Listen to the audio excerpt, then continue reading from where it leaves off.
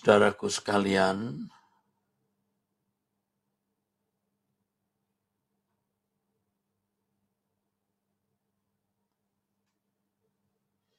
mungkin ada yang bertanya bagaimana meditasi.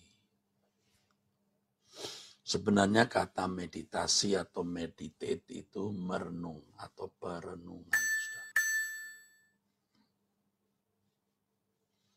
Jadi pada waktu kita berdiam diri itu bisa memuat merenungkan keberadaan Allah, bahwa Allah itu hidup, Allah itu nyata, Allah itu hadir. Di tengah-tengah kesibukan hidup sering kita lupa. Kita sering kali hidup dalam penghayatan pemikiran seakan-akan Allah tidak ada. Dan itu nampak atau nyata atau terbukti dari kelakuan dan perbuatan kita yang sembarangan, yang sia-sia. Itu fakta yang tidak bisa dibantah. Ya, siapapun kita, saudaraku. Jadi tidak heran kalau saudara mendengar seorang pendeta, seorang rohaniwan, seorang Kristen yang kelihatan saleh, bisa melakukan perbuatan-perbuatan yang melanggar moral, ya, yang memalukan. Mengapa? Karena gagal menghayati kehadiran Allah.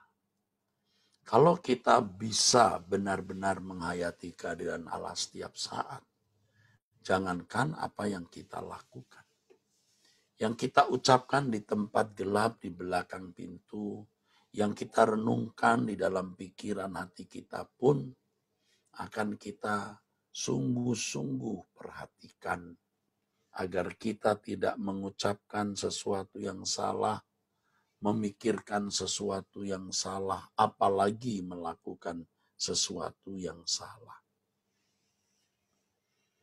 Jadi pada waktu kita meditasi, kita menghayati kehadiran Allah. Nah, bagi saudara yang sudah sering meditasi, tidak memerlukan waktu lama sebenarnya untuk menemukan hadirat Allah. Begitu diam, saudara sudah seperti terbang ya, menghadap Bapa. Mulut kita bisa hanya berkomat-kamit kecil atau berbisik lirih, tetapi hati kita lebih terangkat. Dan memang Allah itu ada, benar, hadiratnya juga ada. Kita bisa menerbangkan jiwa roh kita ini, jiwa roh kita di hadapan Allah. Ya, sebenarnya 10 menit itu tidak cukup. Tadi itu hanya 7 menit, saudara. Ya, 7-8 menit gitu. 8 menit ya kalau tidak salah. Atau 9 menit, saya tidak melihat itu. Pikiran tidak boleh dikosongkan, saudaraku. Salah kalau pikiran dikosongkan. Karena kalau meditasi di dalam konteks Kristen yang saya lakukan, ya, yang dari muda saya lakukan adalah kita memiliki fokus, bukan mengosongkan diri. Jangan salah, saudara. Mendengar kata meditasi, semedi, lalu asumsi kita sudah negatif, saudara. Jadi kalau kita meditasi, saudara, ya, kalau kita meditasi ya saudaraku, diiringi musik ya saudara, musiknya tidak boleh keras-keras ya.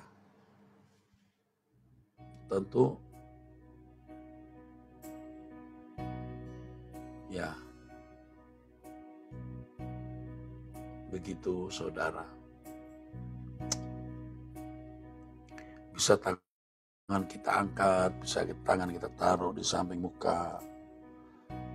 Kok seperti sembayangnya orang agama lain, Pak? Oh enggak, dulu orang Yahudi juga begini, menyembah Elohim Yahweh. Agama Yahudi sudah ada 1500 tahun sebelum agama Kristen, 2100 tahun sebelum ada agama Islam. Itu orang Yahudi juga sudah menyembah, mengangkat tangan begini, saudara. Jadi kita itu bukan mengosongkan hati pikiran, mengisi. Karena kita menghayati Allah. Nah, dalam penghayatan keberadaan Allah itu kemudian Roh Kudus akan menuntun kita. Pasti. Kita akan terbawa dalam percakapan dengan Allah di dalam batin. Nah, pada waktu itu dosa-dosa kita bisa ditunjukkan oleh Tuhan. Bisa ditunjukkan oleh Tuhan. Kekurangan, kelemahan kita bisa ditunjukkan. Nah, pada waktu kita berdoa itu, tadi saya katakan sekaligus doa pribadi ya, meditasi ya, itu kita menyerahkan hidup kita dalam tangan Tuhan. Kita membawa persoalan kita. Ya.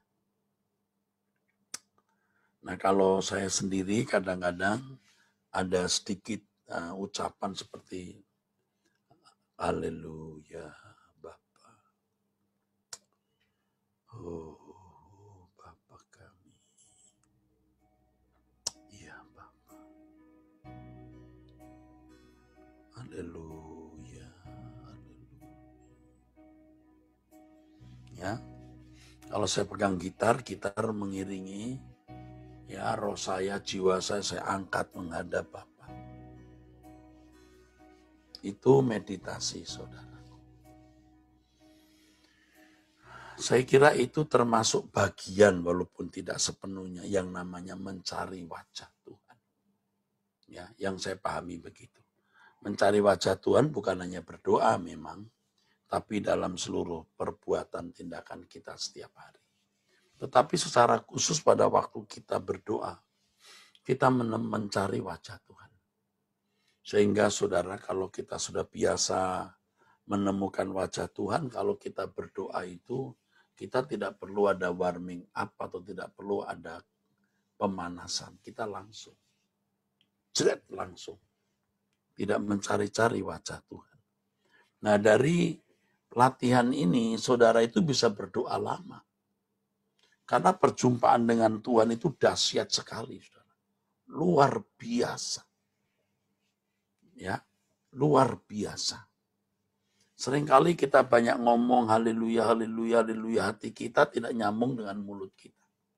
Tapi kalau kadang-kadang ya, maksud saya sering tidak nyambung, tapi kalau orang sudah biasa ketemu Tuhan, itu haleluyanya juga pasti berkualitas, saudara. Pasti berkualitas. Jadi kita akan mencari wajah Tuhan setiap hari melalui doa bersama ini, saudaraku sekalian ya.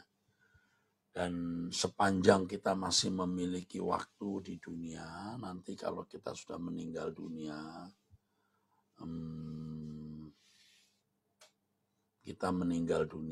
kita akan bertemu dengan Tuhan. Ya.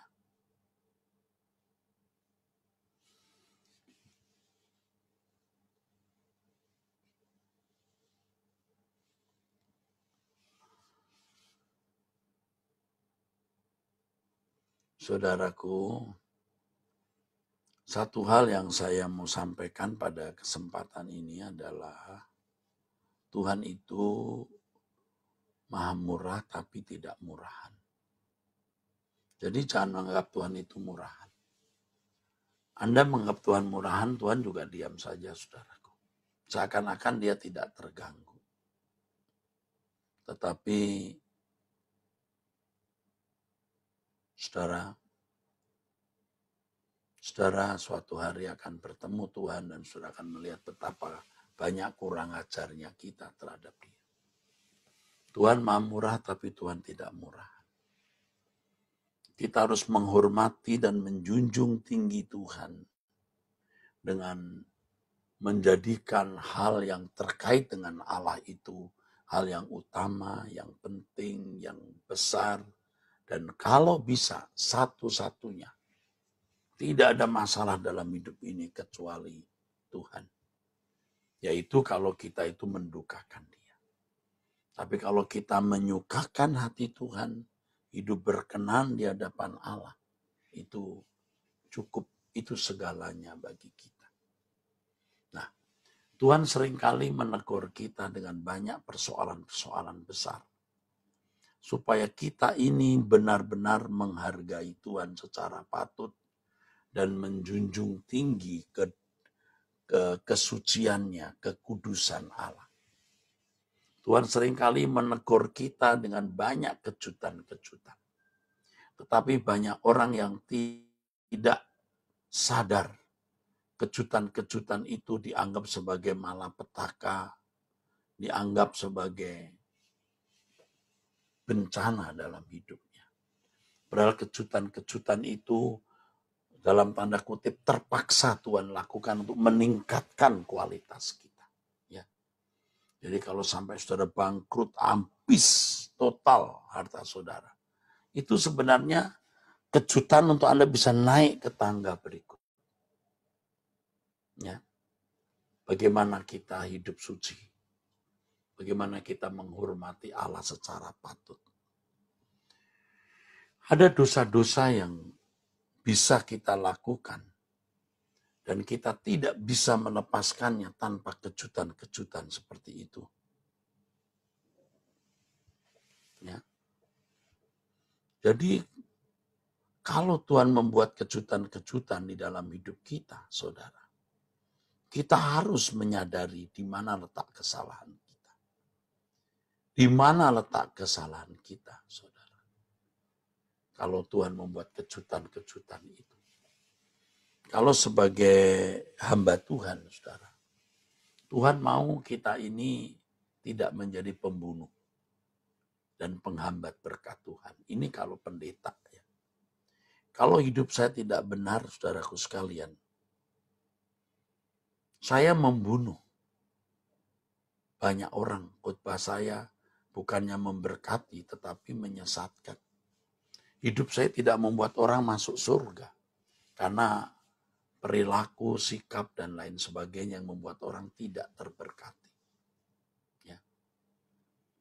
Sehingga berkat-berkat yang Tuhan mau curahkan kepada saya untuk jemaat tidak sampai. Karena saya sebagai saluran atau bejananya tidak bisa menjadi saluran. Nah, Tuhan sering membuat kejutan-kejutan dalam hidup saya untuk menyadarkan saya. Jangan jadi pembunuh, jangan menghambat berkat Tuhan. Ini saya beri contoh hidup saya.